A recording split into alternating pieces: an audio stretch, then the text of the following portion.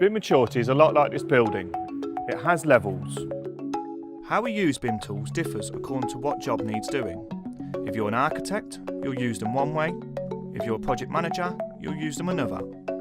Finding ways to work together involves getting to grips with BIM. But how can we tell where we are in this process? Some people are still working with just 2D drawings. They're in essence still on the ground floor. This is what we call BIM maturity level 0. Designs are shared either on paper or electronically, but there's no real collaboration.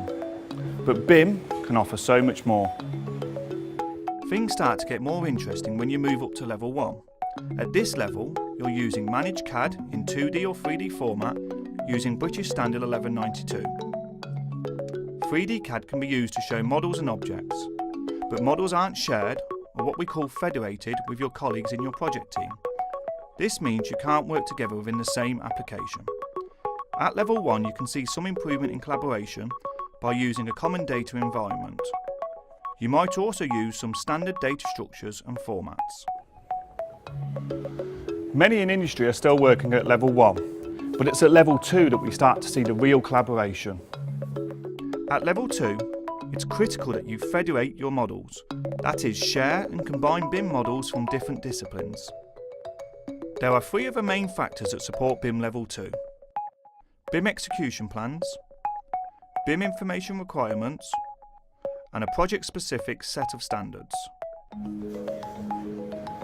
In the UK, all government-funded projects need to be working at BIM level 2 or higher, but it's level 3 that's seen as the future of BIM. BIM Level 3 sets out a fully open process with data integration. Making BIM Level 3 happen means using Industry Foundation Class (IFC) standards, managed by a collaborative model server.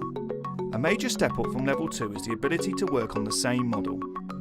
This ensures that a design is developed as one, with full integration of all the project data in one collaborative space.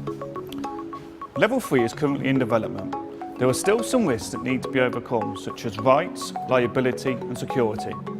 But industry is developing strategies to overcome these risks.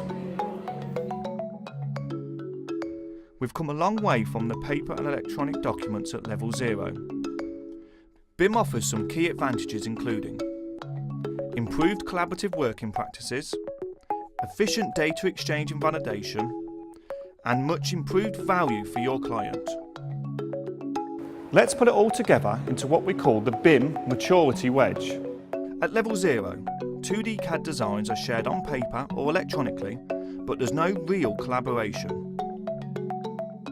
At level 1, you've adopted British Standard 1192 when using 2D or 3D CAD.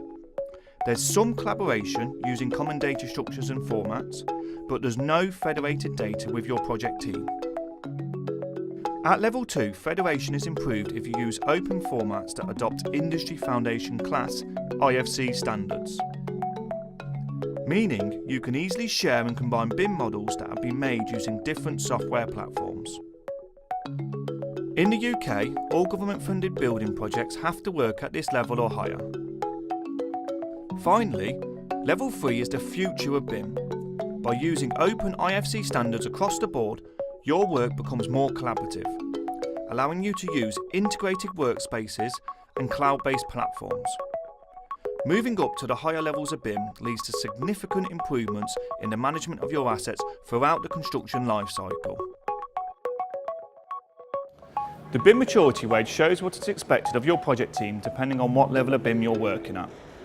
By moving through the higher levels of BIM, adopting common standards, you and your team can work together more effectively and efficiently.